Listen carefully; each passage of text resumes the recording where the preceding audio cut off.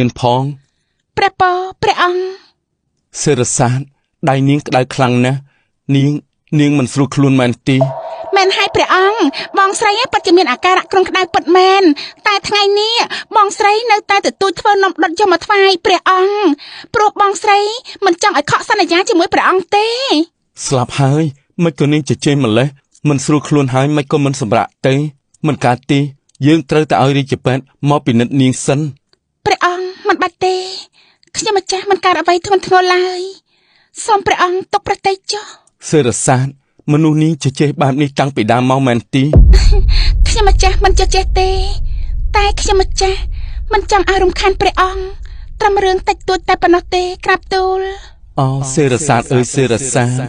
នេះនាងកំពុងតែធ្វើឲ្យយើងបាក់ចិត្តទៅរនាងហើយនាងដឹងទេកាលពីព្រះមហេសីយើងមុនគេមិនបានធ្វើអាការៈដូចនាងទេឲ្យតែឈឺអីបន្តិចបន្តួចក៏ទូលយើងដែរសេរសាទយើងត្រូវតែឲ្យរាជពេទ្យមកមើលនាងបើនាងឈឺនាងមិនអាចនិទានរឿងឲ្យយើងស្ដាប់បានទៀតទេដូច្នេះនាងកុំបដិសេធនឹងយើងអីសេនាទៅតាមរាជពេទ្យភ្លាមមករាជពេទ្យនាងយ៉ាងម៉េចហើយក្រាបទូលព្រះអង្គសុខភាពនាងសេរសាទមានអាការៈគ្រុនក្តៅខ្លាំងហើយប្រហែលជានាងប៉ះភ្លើងផងទើបធ្វើឲ្យកម្ដៅនៅក្នុងខ្លួនមិនថយចុះបែបនេះក្រាបទូលឃើញទេសេរសាទនេះមកពីនាងដុតនំមកថ្វាយយើងទើបមានអាការៈគ្រុនក្តៅខ្លាំងបែបនេះថ្ងៃក្រោយយើងចេញរាជបញ្ជាមិនឲ្យនាងដុតនំមកថ្វាយយើងទៀតទេព្រះអង្គមិនក៏ចេញរាជបញ្ជាអញ្ចឹងក្រាបទូលនាងគ្រុនក្តៅព្រោះតែធ្វើនំដុតដូច្នេះហើយបានជាយើងចេញរាជបញ្ជាបែបនេះ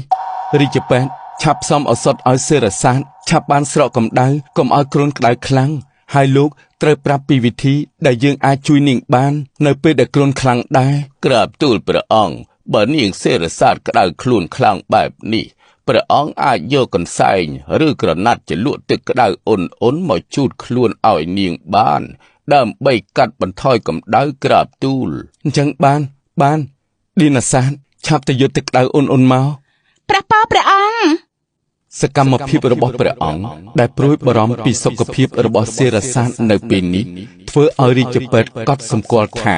ព្រះអង្គកែប្រែព្រះទ័យហើយបានជាយកចិត្តទុកដាក់ជាមួយមនុស្សស្រីដោយកាលពីមុនវិញហើយរឿងនេះក៏បានលេចលឺទៅដល់ខាងក្រៅនគរធ្វើឲ្យប្រជានុរាស្ត្រមានសេចក្តីសប្បាយចិត្តព្រះអង្គចាំខ្ញុំម្ចាស់ឲ្យឌីណាសាទជូតខ្លួនឲ្យវិញសូមព្រះអង្គសម្រេចចុះព្រោះព្រះអង្គកំដរខ្ញុំម្ចាស់សឹងតែពេញមួយយប់ហើយសេរសាទនាងឈឺយើងត្រូវទៅមើលថែនាងដោយខ្លួនឯងដើម្បីឲ្យខ្ញុំម្ចាស់និទានរឿងថ្វាយព្រះអង្គស្ដាប់ទៀតមែនទេក្រាបទូលបាញ់ចឹងព្រះអង្គកំព្រួយប្រតិយអីព្រះអង្គជាងផ្ទុំសិនចុះចាំខ្ញុំម្ចាស់នឹងក្រោកមកនិទានរឿងថ្វាយព្រះអង្គស្ដាប់ទៀតទេនាងឈឺហើយយើងមិនចង់ស្ដាប់រឿងនិទានទេនាងសម្រាប់ចុះព្រះអង្គខ្ញុំម្ចាស់តែងតែមានទម្លាប់មួយអ្វីដែលខ្ញុំម្ចាស់មានវិចារចេញពីមាត់ហើយខ្ញុំម្ចាស់មិនធ្វើអ្វីដែលប្រព្រឹត្តខុសពាក្យសន្យាទេល្អណាស់យើងមិនដែលជួបប្រទះស្រីណាដែលមានទឹកចិត្តមោះមុតដូចជានាងឡើយបានយប់នេះយើងមិនចង់ផ្ទុំទេគឺចង់ស្ដាប់នាងនិទានរឿងតែម្ដងអញ្ចឹងសូមព្រះអង្គទ្រង់សម្រួលព្រះកាយទ្រង់ព្រះសម្ដាប់ចុះឌីណាសាទប្អូនចង់ស្ដាប់រឿងនឹងដែរមែនទេចាបងស្រីខ្ញុំមកចង់ស្ដាប់ខ្លាំងណាស់សូមបងស្រីឆាប់និទានមកអញ្ចឹងបងចាប់ផ្ដើមនិទានរឿងថ្មីហើយកាលពីព្រេងនាយមានតាចាស់ជាអ្នកនាយនេសាទម្នាក់រស់នៅជិតមាត់សមុទ្រគាត់មានប្រពន្ធនិងកូន3នាក់នៅក្នុងបន្ទប់តែងតែទៅនេសាទត្រីចិញ្ចឹមជីវិតជារៀងរាល់ថ្ងៃតែតាចាស់ម្នាក់នោះជាមនុស្សដែលគោរពនិងជឿលើព្រះជាម្ចាស់ខ្លាំងណាស់ហើយគាត់បានតាំងសច្ចាថាក្នុងមួយថ្ងៃគាត់បង់ត្រីទៅ4សំណាញ់ទេទោះត្រីនោះបានតិចឬច្រើនប៉ុណ្ណាក៏ដោយក៏គាត់បង់តែ4សំណាញ់ដែរ